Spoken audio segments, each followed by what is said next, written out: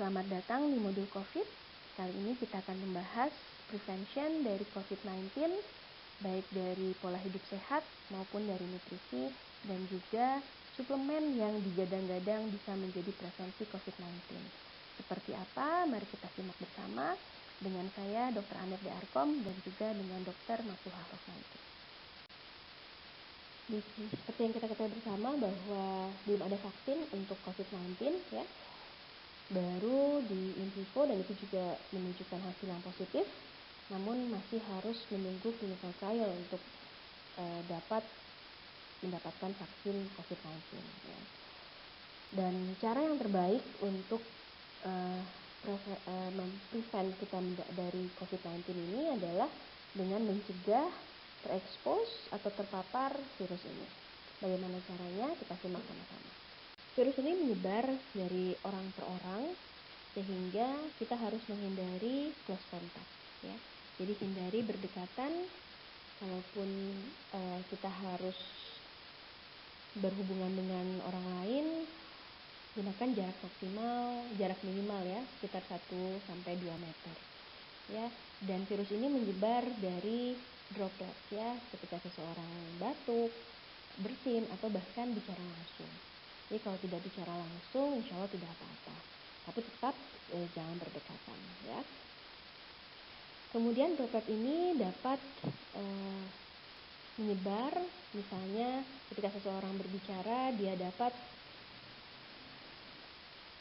hinggap, ya, dapat hinggap atau dapat hinggap baik di mulut atau di hidung atau bahkan di mukosa mata, yang kemudian dapat menginfeksi orang baru.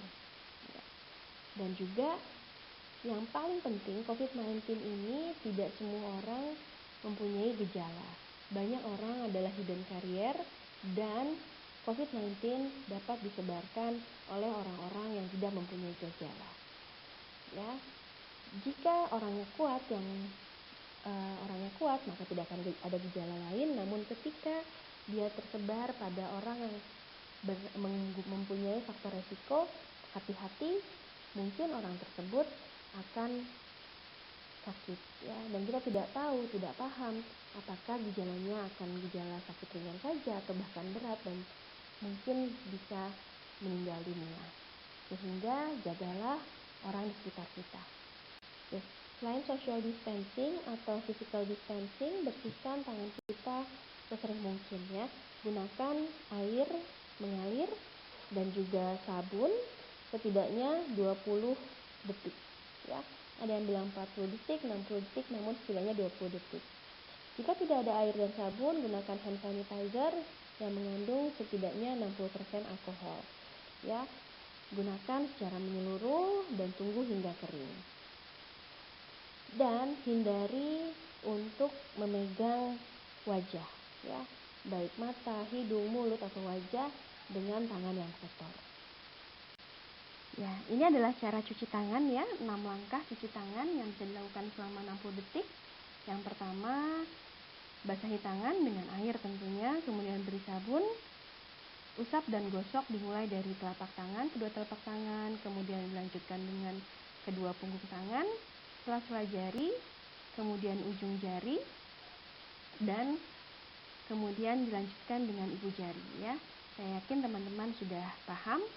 Dan kemudian yang terakhir adalah letakkan ujung jari ke telapak tangan, kemudian gosok perlahan dan dibilas, ya, dengan air, kemudian dikeringkan. Kapan kita sebaiknya mencuci tangan? Ketika misalnya kita pilek, buang ingus, batuk, ya, itu harus langsung cuci tangan. Jika kita sedang menjaga orang sakit, sebelum kita menjaga orang sakit, kita harus cuci tangan agar tidak menularkan dari kita. Sesudah menjaga orang sakit, juga kita harus cuci tangan agar kita tidak tertular.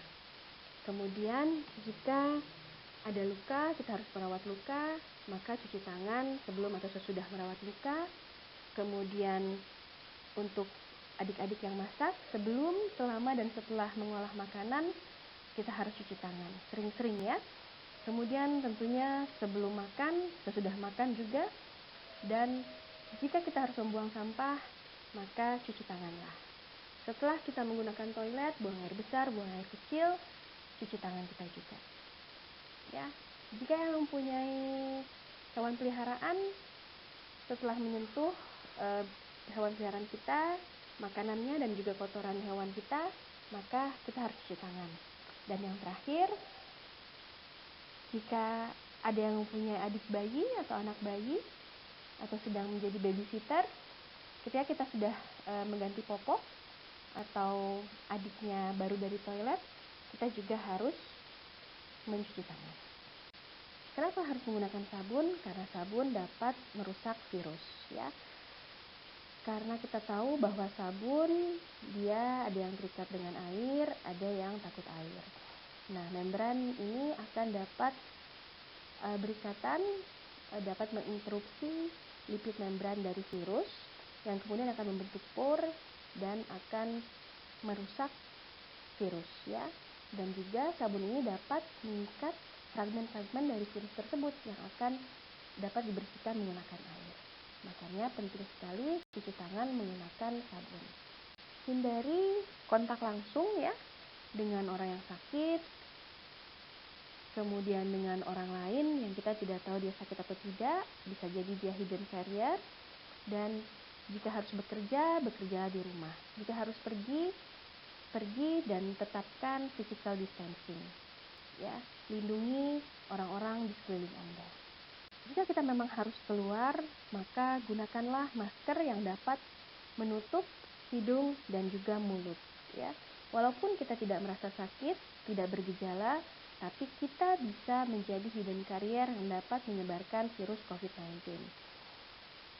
Sebagai bukan tenaga medis, gunakan masker kain, ya, yang dapat menutup hidung dan juga mulut, ya. Jangan gunakan surgical mask, jangan gunakan N95 karena itu penting untuk tenaga kesehatan di fasilitas kesehatan, ya. Namun tetap diingat bahwa masker ini tidak menjamin tidak tertular dari COVID-19, sehingga physical distancing harus dilakukan. Jadi masker bukan berarti physical distancing tidak dilakukan atau ditiadakan. Jika kita tidak sedang pada tempat umum, tentunya kita tidak akan menggunakan masker. Namun, jika kita bersin atau batuk, tetap harus ditutup menggunakan tisu atau gunakan bagian dalam lengan atas, ya, di atas siku. Kemudian buang tisunya ke dalam tempat sampah dan langsung cuci tangan, seperti yang sudah dijelaskan di atas.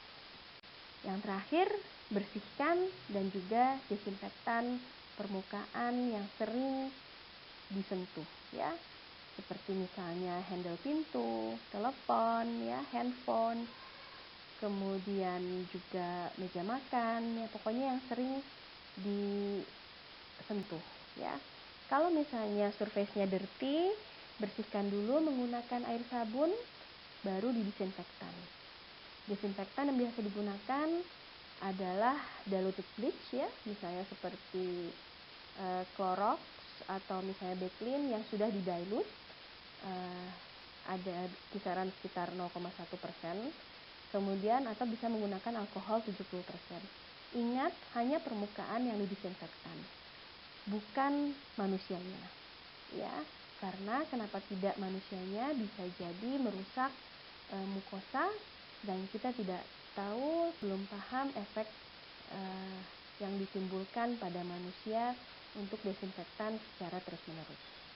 Kemudian yang perlu diperhatikan pada masa pandemi ini adalah nutrisi yang mendukung agar tetap sehat, ya. Tentunya untuk kita yang sudah dewasa, yang pertama harus dikurangi konsumsi garam. Sehari hanya 5 gram, sekitar 1 sendok teh, ya. Kemudian kurangi konsumsi gula, seperti misalnya jus buah, ya, yang konsentrate, terutama yang beredar di pasar, ya. Kemudian juga baik sirup maupun soda dan lainnya, ya. Jadi diusahakan yang less sugar dan juga less salt agar menjaga kondisi tetap fit. Kemudian asupannya harus berupa gizi seimbang ya, yang terdiri dari buah-buahan, ya, sayuran, kemudian grains, dan juga yang makanan yang mengandung protein seperti daging, sapi, ayam, bahkan telur. Dan ini semuanya harus berupa gizi seimbang agar tetap menjaga kesehatan dan kondisi tubuh selama COVID-19 ini. Tentunya kalau misalnya gizinya udah seimbang, nggak terlalu banyak gula dan juga garam, yang paling penting adalah makannya di rumah aja. Jangan pergi ke restoran atau ke kafe dengan banyak orang ya, membuat kerumunan baru, dan kita nggak ngerti juga bagaimana kebersihan di tempat tersebut. Jadi lebih baik di rumah saja kita paham kebersihannya dan juga orangnya itu aja. Itu akan menurunkan kemungkinan terekspos dari COVID-19. Kemudian jaga asupan air ya, 2-3 liter per hari atau 8-10 gelas air itu harus di-maintain untuk menjaga kondisi tubuh agar tidak dehidrasi. Ya, air yang berasal dari buah, dari sayuran sangat diperbolehkan. Infused water juga boleh, tapi kurangi kafein dan juga minuman yang mengandung gula. Selain itu, untuk menghindari masalah hiperkolesterolemia, dislipidemia, dan juga mungkin serangan jantung yang dapat terjadi sewaktu-waktu, untuk kita, untuk adik-adik dan juga untuk orang tua, hindari makan makanan yang berlemak, ya. Daging dengan banyak lemak, ayam dengan kulitnya, kemudian makanan yang digoreng, ya, terutama digoreng menggunakan palm oil atau coconut oil, itu sangat dihindari. Kemudian jangan juga memakan makanan yang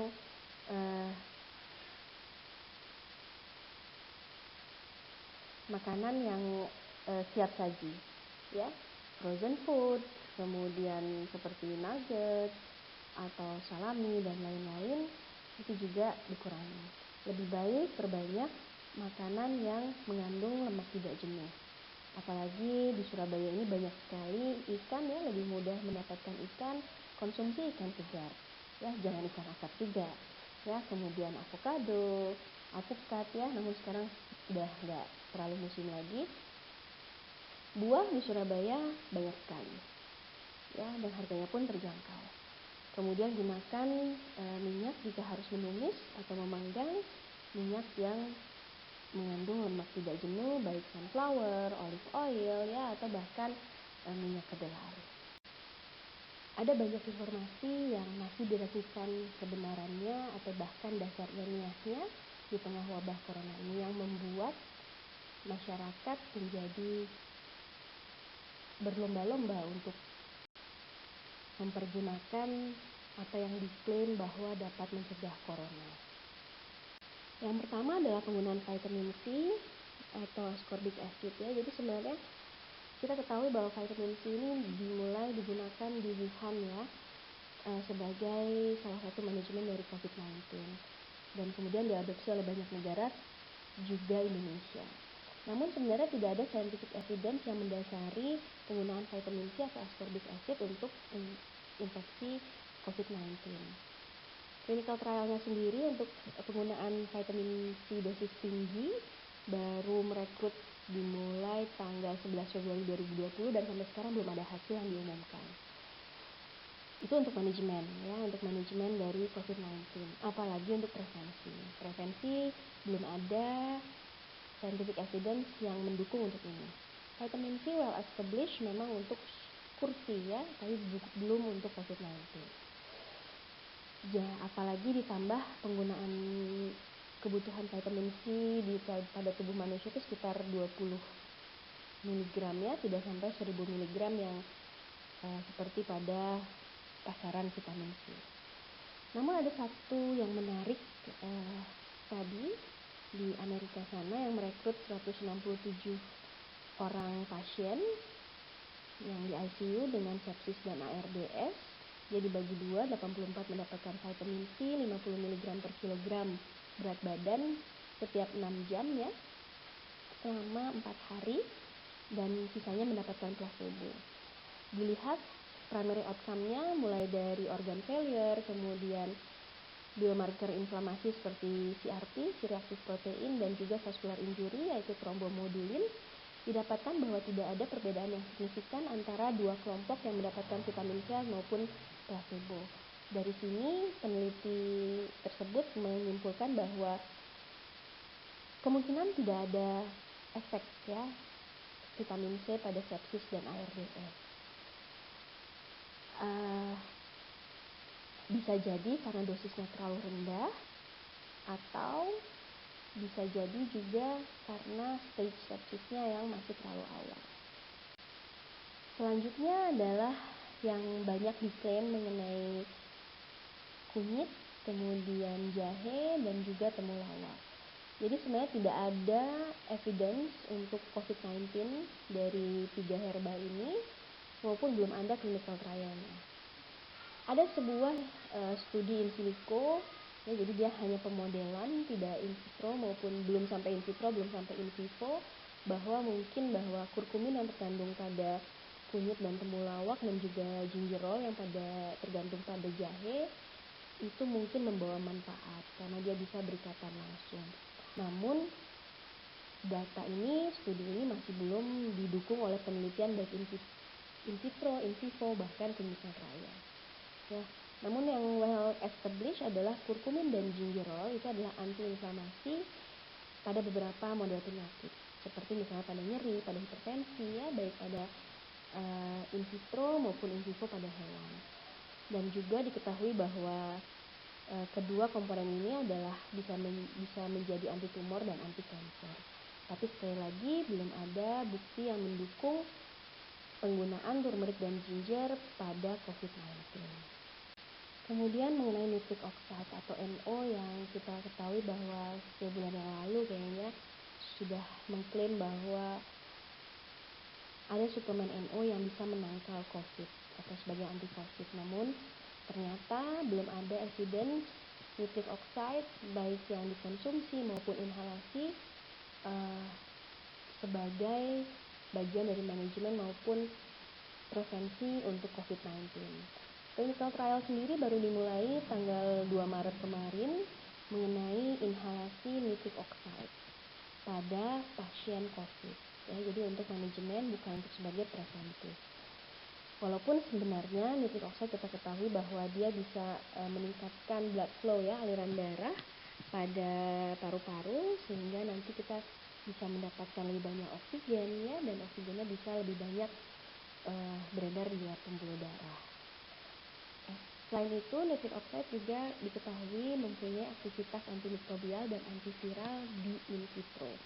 Dan seperti yang kita lihat di sebelah kiri gambar di slide ini, bahwa pertumbuhan H1N1 itu menurun ya. Kalian bisa lihat bahwa keduanya adalah pertumbuhan virus pada plak X-ray yang garisnya lurus, yang hitam itu tanpa inhalasi nitric oxide, jadi hanya hembusan udara. Tapi yang dash line itu adalah menggunakan nitric oxide inhalasi, jadi gas nitric oxide diberikan secara in vitro kepada sel yang telah terinfeksi virus, kemudian dilihat apakah formasi plaque formation unitnya itu bertambah atau berkurang. Dan kita bisa lihat bahwa plaque formation unit pada H1N1 virus itu menurun dengan inhalasi nitric oxide. Tapi sekali lagi bahwa belum ada evidence untuk COVID-19. Yang keempat adalah alkohol ya. Alkohol yang dosis tinggi dikonsumsi secara berlebihan. Beberapa orang mengatakan bahwa dapat mencegah COVID, namun sebenarnya tidak sama sekali. Tidak protect, tidak prevent dari COVID-19 jika kita mengkonsumsi alkohol. Bahkan jika berlebihan dan sering dapat berpengaruh banyak terhadap otak, hepar, jantung, pembuluh darah, dan lainnya. Ya, bahkan sudah ada kejadian beberapa orang meninggal karena mengkonsumsi absolut alkohol dengan harapan bisa mencegah COVID-19. Namun tidak, dan hindarilah ini. Begitupun dengan bawang putih. Bawang putih yang kita tahu memang mempunyai antimikrobial efek, tapi belum ada satu evidence pun yang mendukung bahwa bawang putih dapat memproteksi atau memprevent dari COVID-19 ini.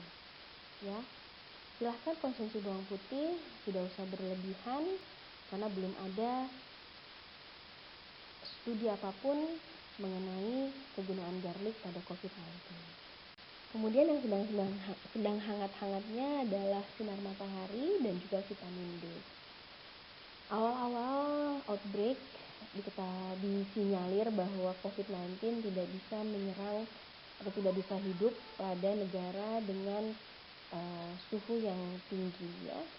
Namun ternyata itu salah besar. Indonesia dan juga negara tropis lainnya sudah terinfeksi coronavirus atau COVID-19.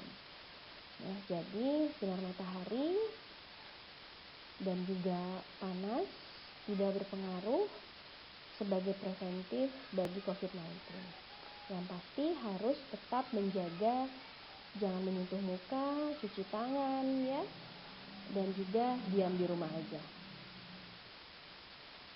Sementara untuk vitamin D sendiri yang membuat banyak orang sekarang berjemur di pagi hari ya, mulai dari jam 9, jam 10 pagi, memang betul yang punya antiviral properties dan bisa dilihat bahwa dia bisa menurunkan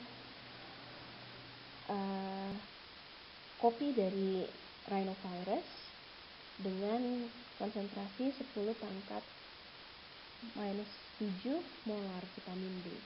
Tapi ini hanya in vitro. Ya, jadi pada cell culture belum ada penelitian lebih lanjut pada in vivo maupun pada clinical trial pada manusia. Ya. Walaupun memang betul vitamin D ini mempunyai anti-inflamasi dan juga dia dapat memodulasi imun sistem ya, baik pada innate imun system maupun pada adaptive imun system. Kalau pada innate imun system kita ketahui bahwa dia bisa meningkatkan atau upregulate ekspresi dari antimicrobial peptide yang ini tentunya sangat bagus untuk antibakterial, terutama untuk yang kemarin itu di paper itu terutama untuk Mycobacterium. Ya, dan juga bahwa fakta bahwa VDR, vitamin D reseptor ini banyak terdapat pada imun sel ini yang menyebabkan kesimpulan bahwa vitamin D mempunyai efek antiinflamatori dan juga modulasi pada imun sistem. Dia bisa mempengaruhi cytokine expression dari T helper 1, T helper 2 maupun T regulation atau Treg ya. Dan juga vitamin D ini bisa mempengaruhi atau dapat merusak virus envelope. Namun sekali lagi ini belum ada penelitian pada COVID-19. Satu-satunya mineral yang mempunyai bukti bahwa dapat mempengaruhi replikasi coronavirus adalah zinc ya. Namun ini pun masih secara in vitro dan dilakukan pada SARS-CoV-1 yang pertama, bukan SARS-CoV-2 COVID ini. Ya, jadi dari sini diketahui bahwa supplementation dari zinc dan juga pyrithion itu dapat menginhibit replikasi dari SARS coronavirus ya, dan juga equine arteritis virus pada sel culture. Namun untuk COVID-19 masih belum ada buktinya. Demikian presentasi kami. Terima kasih. Tetap sehat, tetap aman, diam di rumah aja. Dan ini adalah bonus agar kita semua tetap realistik di tengah pandemi corona ini.